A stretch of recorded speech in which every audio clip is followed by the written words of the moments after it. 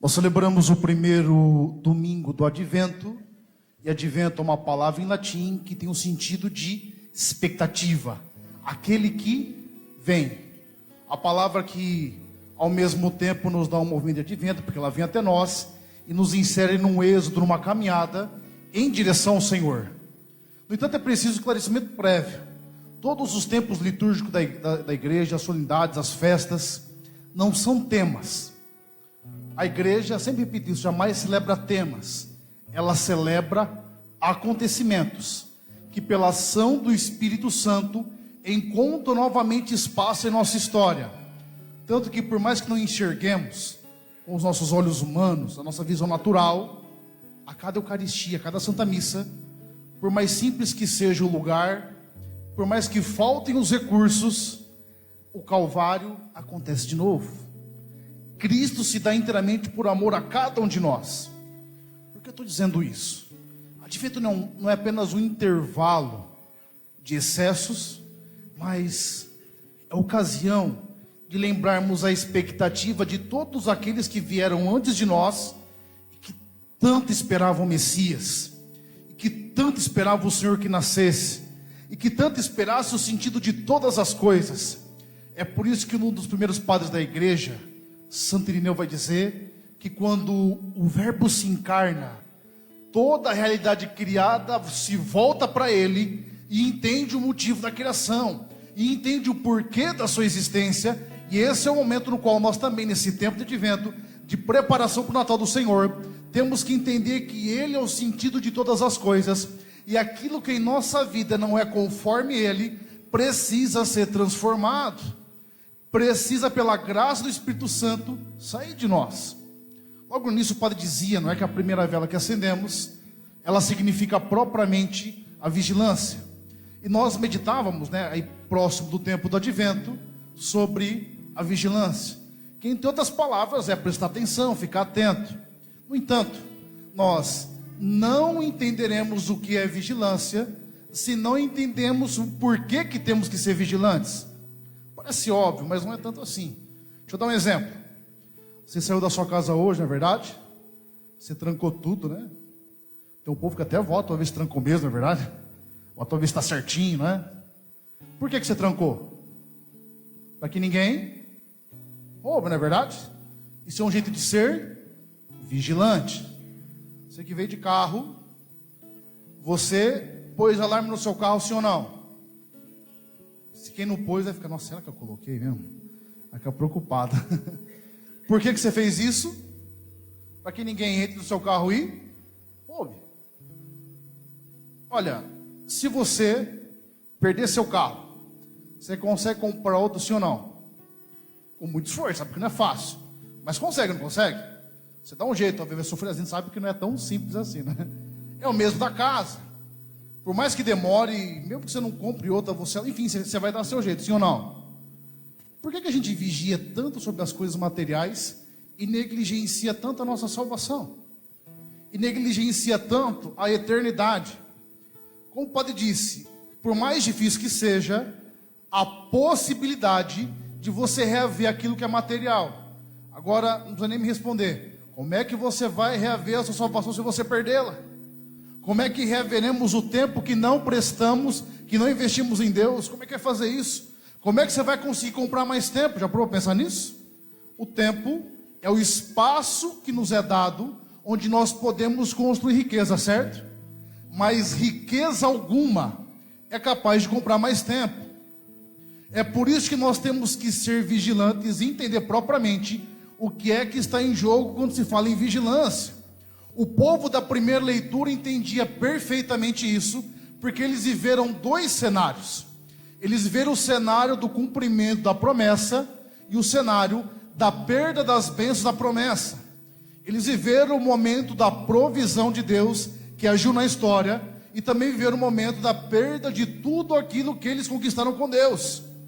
Imagine quando o Senhor cria a realidade, quando começa a história da salvação com os nossos primeiros pais. Aos poucos o povo quer um rei, Deus avisa que o rei vai dar trabalho e que vai dar errado, mas mesmo assim o povo pede um reinado, e esse reinado dá errado, porque cai no exílio, pela desobediência o povo cai no exílio da Babilônia. no século VI antes de Cristo. E tudo aqueles que eles conquistaram, todo o percurso que andaram até chegar à terra prometida, eles viram sair pelas mãos.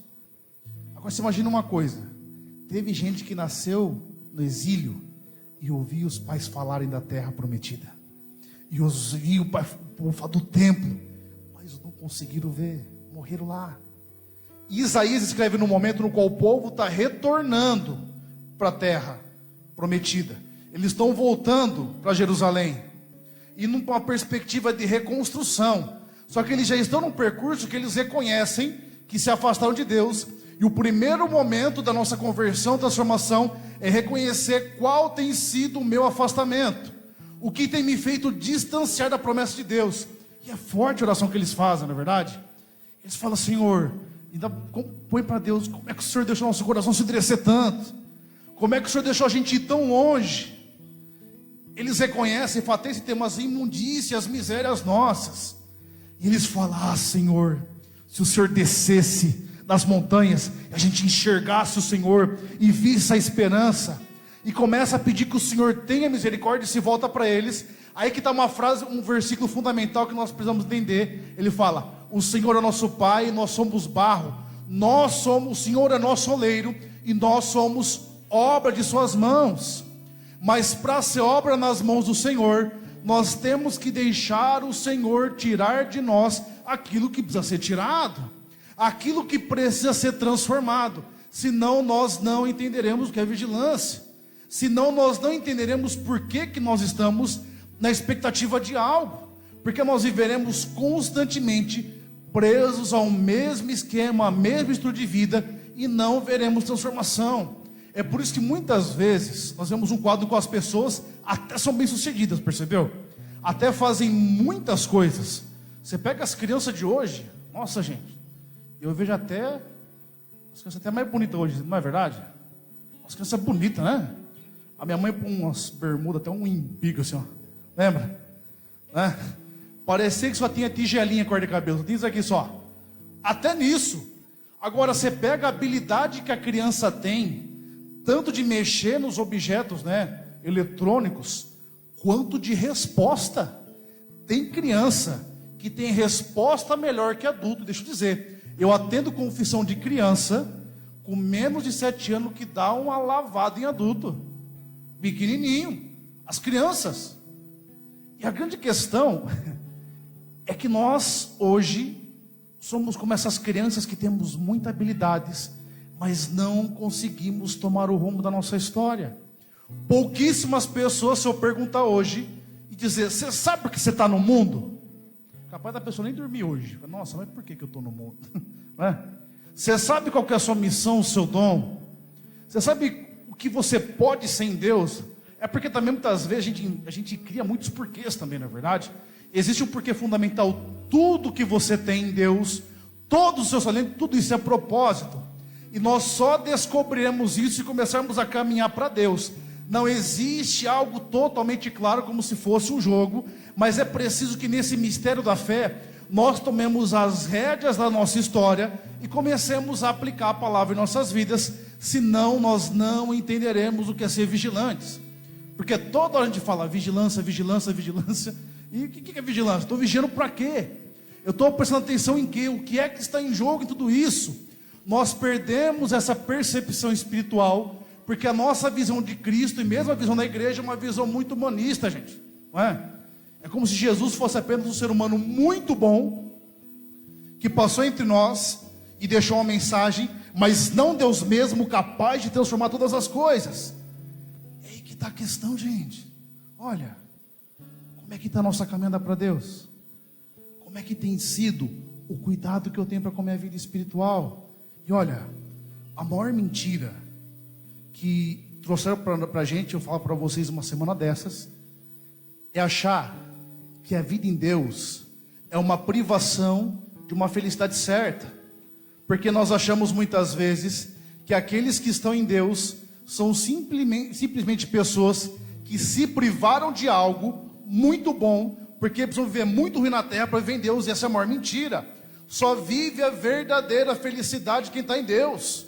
não está condicionada a felicidade, a realização, às coisas que você tem. E com isso não estou dizendo que você não pode ter as coisas, não possa batalhar pelos seus sonhos, mas estou dizendo, se um dia você identificar felicidade e realização com as suas conquistas, aí começa, ou pelo menos já está no processo envolvido, do fracasso da sua existência.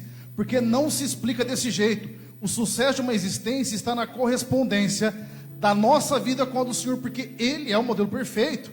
É por isso que todos os dias, por mais que seja padre, eu tenho que olhar para mim e perguntar: será que Jesus se agrada do jeito que eu tenho vivido? Será que se o Senhor me chamasse hoje, eu estaria pronto para contemplá-lo? Será que eu tenho aquela paz de espírito próprio daqueles que, apesar do sofrimento, sabem que estarão nos braços de Deus? Essa é a grande questão. É por isso que o Senhor fala: ó, vocês não sabem a hora. Pode ser de manhã, de tarde, de meia-noite, hoje, agora, daqui a alguns minutos, não sabemos. Mas uma hora vai chegar o nosso momento. E como é que está o nosso coração? E digo mais, gente, olha, a segunda leitura vai dizer que não falta nada para a gente, não. Tudo que o Senhor precisava nos dar, nos deu em Cristo. Tanto que Paulo vai dizer: não vos falta dom algum, não falta nada, já tem tudo. A parte de Deus, em outras palavras, está sendo feita.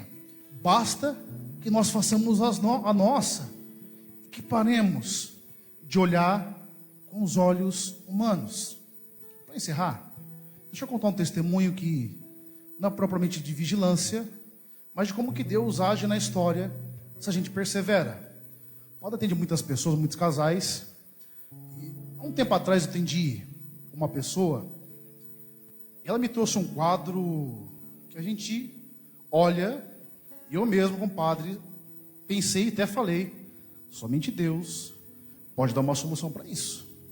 O marido completamente violento, aquele ponto que os filhos já não ficam em casa porque não quer ver o pai, de repente age de maneira errada com a mãe, a situação bastante difícil. Eu falei para ela, falei: olha, vocês casaram na igreja, certo? Você tem uma autoridade espiritual sobre o seu cônjuge, reza para ele. O padre reza, eu falei: mas continua, não tinha o que falar, tem como fazer, na verdade? Reza, mas peça com propriedade aquele que em Deus. E eu nem sabia, essa pessoa faz muito tempo, veio aqui, um tempo atrás, aqui no atendimento, e trouxe uma notícia que normalmente eu não vejo muitas pessoas pedem, mas não voltam para falar o que aconteceu. A gente fica curioso às vezes, né? Se resolveu, não é? Ela veio e falou: padre, hoje eu vim aqui dizer meu testemunho. Diz que o marido dela acordou um belo dia e falou: eu quero ir numa missa lá em Aparecida. Montou no carro, foi para a missa e falou: eu quero me confessar. E falou: quero que você participe da confissão junto comigo. Eu não deixaria, o padre deixou que estava lá. E ele vai que sabia o que vai confessar, você não sabe, né? Aí confessou ali, junto com... E começou a ir na missa todo domingo. Ô, gente, quantas coisas em Deus a gente parou porque a gente não viu o resultado imediato. Essa mulher chorou muito para chegar nessa vitória, mas muito, lutou demais, chegou no chão da humilhação muitas vezes. Por que a gente para nos primeiros desafios, nas primeiras dificuldades? A gente quer tudo do nosso jeito, no nosso tempo, no nosso momento, porque nós estamos completamente imersos nessa visão natural e material das coisas. Eu sei que talvez você esteja passando até pela mesma coisa, e está rezando até mais do que... Mas deixa eu dizer uma coisa: aguenta firme, vamos até o final. Vigilância, mais do que sabe de prestar atenção, é a capacidade de perseverar em Deus, porque somente conquista em Deus aqueles que perseveram. E se nós não tivermos essa meta que é Deus, a gente vai parar no caminho, porque sofrimento, gente, vai vir em todo momento, sim ou não? Todos nós vamos passar por algo, mas nós não podemos abaixar a cabeça da situação e aceitar uma vida menos realizada, menos abençoada do que a que o Senhor nos prometeu em sua palavra. Ele vai conquistar. Lógico que não é um mar de rosa aqui, nós vamos passar por sofrimentos e dificuldades, mas se contemplarmos a Deus mesmo em nossa história, Ele vai fazer novas todas as coisas. Tempo de advento, renova a esperança, prepara a sua casa para que Cristo nasça. Se na sua casa o povo não reza mais, faz o povo rezar pelo menos um Pai Nosso, Ave Maria ali, faz desse momento um momento diferente. Se você pode rezar, retoma a oração. Se faz muito tempo que você não se confessa, se confessa novamente. Volta para Deus, volta o seu coração, porque nós precisamos entender que a vida não se explica, não se resume ao conjunto da história, e nós não podemos perder tudo à procura de coisas tão efêmeras, tão passageiras. É só Deus que basta. Essa paz que você precisa, a solução para o seu matrimônio, a solução para a sua família, a solução para a sua vida final, tudo é Deus, é Ele. Fecha os seus olhos, baixa a sua cabeça. Mais do que pedir para o Senhor essa graça, apresenta para Ele o seu coração hoje. Apresenta para Ele a sua história, a sua família, os seus desafios. Apresenta o ardente desejo que você tem de agradá-lo, de viver uma vida no Senhor. E mesmo que você não entenda todas as coisas que estão acontecendo ao seu redor, é preciso que uma única certeza jamais se aparte do seu coração, que é de que Jesus, o Senhor, Ele sempre tem, não só o melhor caminho, mas o único caminho para a sua vida. Jesus é a resposta para todas as nossas circunstâncias, para todas as nossas realidades.